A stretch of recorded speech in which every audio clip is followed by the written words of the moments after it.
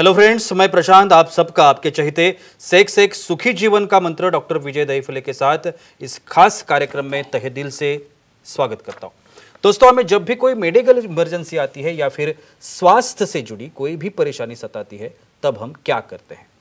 सबसे पहले हम वो सारी चीज़ें हमारे फ्रेंड्स या फैमिली के साथ शेयर करते हैं। पर दोस्तों, जब भी हमें कोई सेक्स से जुड़ी परेशानी सताती है, तब हम ऐसा नहीं कर पाते, क्योंकि इस बारे में बात करने में हम झिझकते हैं, हमें शर्म आती है।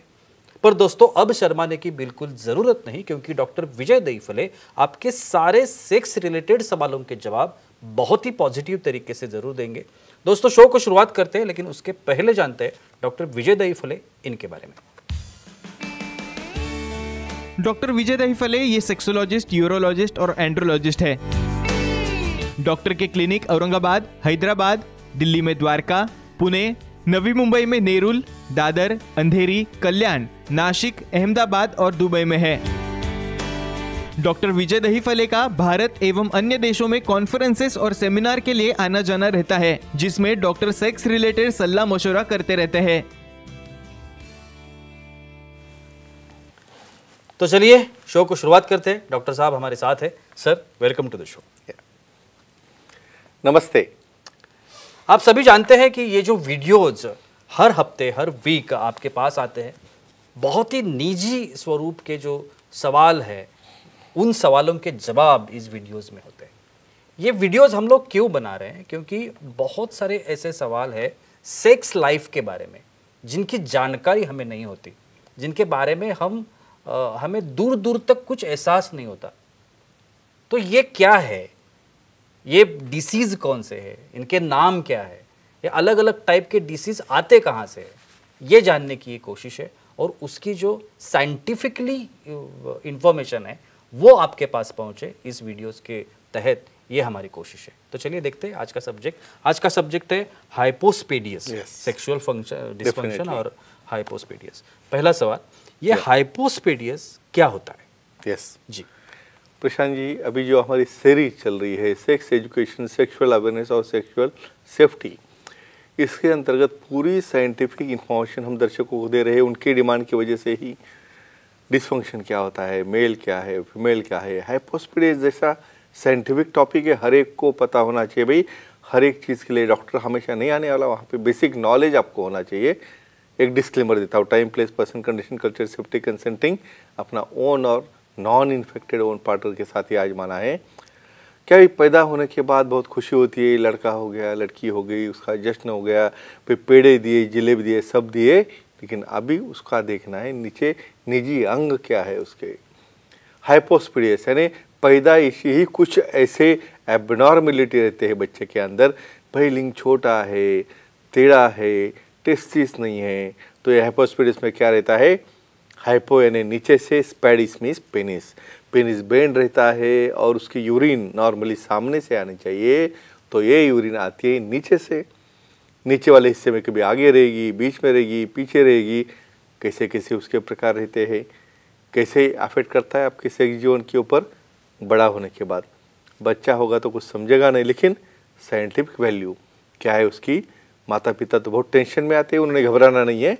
पूरी इंफॉर्मेशन साइंटिफिक आज हम इन्हें देने वाले हैं। जी बिल्कुल। ये जो हाइपोस्पेडियस है, इसका बारे में अभी आपने बताया, डेफिनेटली अगर किसी को जानना हो कि इसके लक्षण क्या है, ये शुरू कैसे होता है, डेफिनेटली तो क्या बता दें?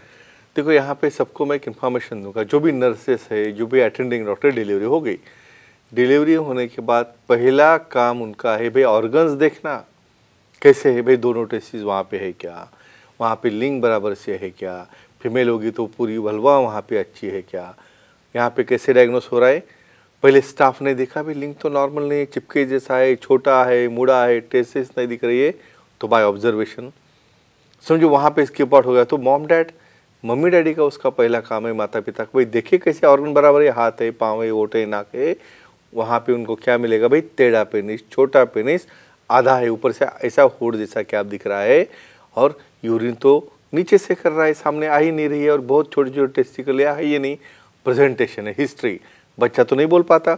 ऑब्जर्वेशन, तो पेरेंट्स, डॉक्टर्स और स्टाफ नर्स, इन्होंने ऑब्जर्व करके कंसर्न यूरोलॉजी, सेक्सोलॉजी, एंड्रोलॉजी से दिखाना, सलाह मशवरा करना जरूरी है। सर मेरी तरह और हमारा जो ऑडियंस है Yes, वो बहुत भी आपसे important। सवाल करना Sure, चाहते हैं। sure, देखते हैं। तो अजिंक्य जी है देहरादून से, उनको सवाल करना है। अजिंक्य जी पूछिए, क्या सवाल है आपका? हेलो बोलिए। बोलो। सर, हाइपोपीडियस की वजह से लिंग छोटा हो तो क्या करें? हाँ, एक्सलेंट। इम्पोर्टेंट सवाल। उसमें भी दो प्रकार है, बिल्कुल।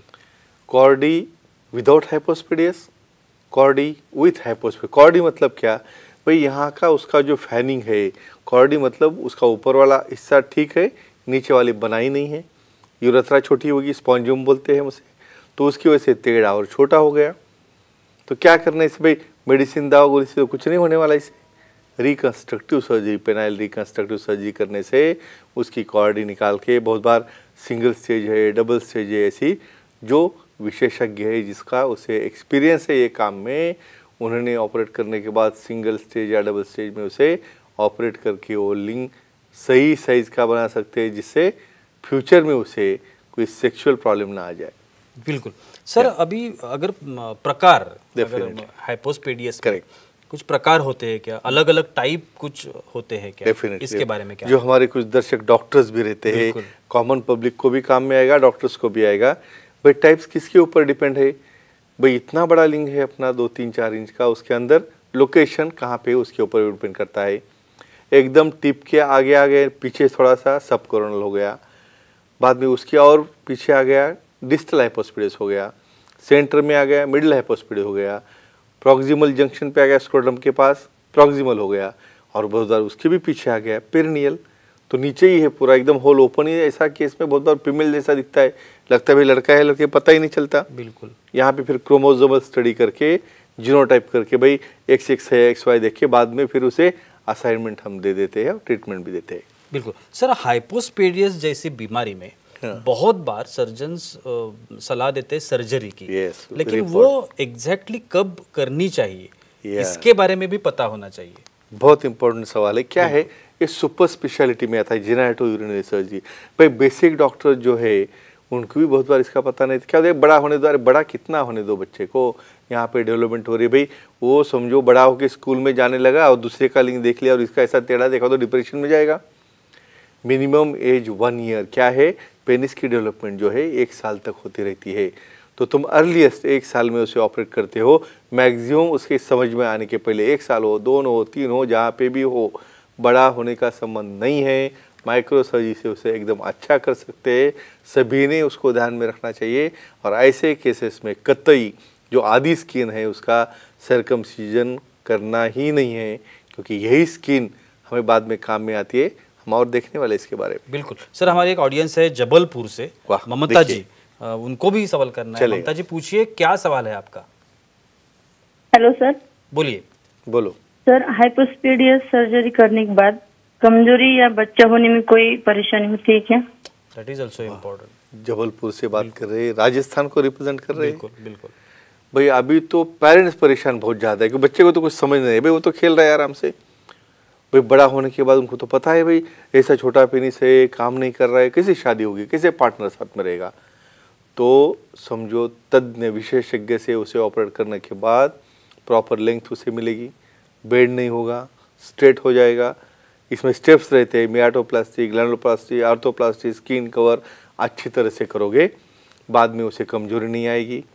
और दूसरा क्या प्रॉब्लम, बच्चा होगा कि नहीं, भाई पाइपलाइन यहाँ से टीडी नहीं बनाई, भाई धातु आएगा कि नहीं, क्योंकि ये केस में एसोसिएटेड बाकी भी एनोमली रहते हैं। क्रिप्टा और किडिज्म मतलब वहाँ पे टेस्टिस अनडिसेंडेड रह सकते हैं। तो कंबाइंडली बच्चा चेक करने के बाद समझो ये सब ट्रीट किया प्रॉपर टाइम में, तो डेफिनेटली सेक्स में या बच्चा होने में इन्हें कोई भी दिक्कत नहीं आती।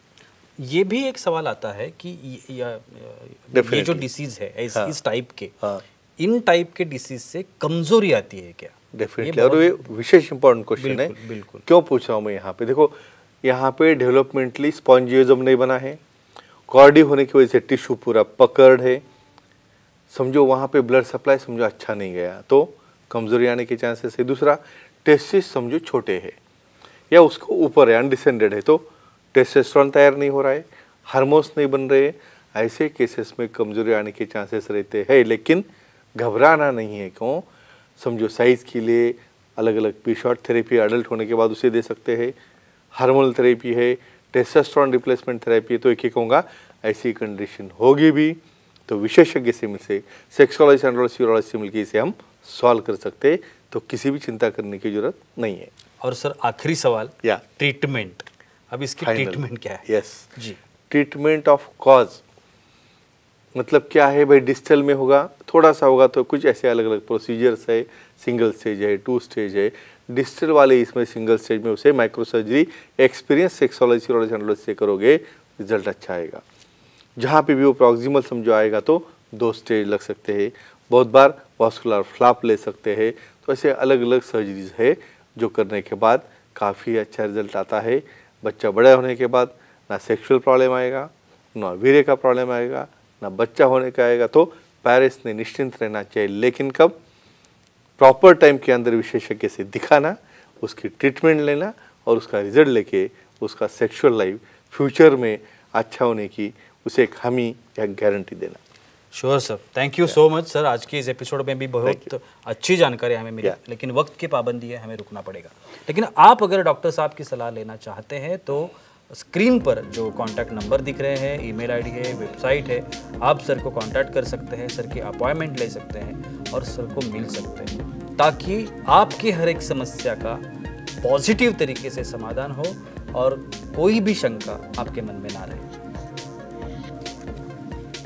तो चलिए रुकते हैं इस एपिसोड में, अगले एपिसोड में फिर मुलाकात होगी, तब तक के लिए शुक्रिया।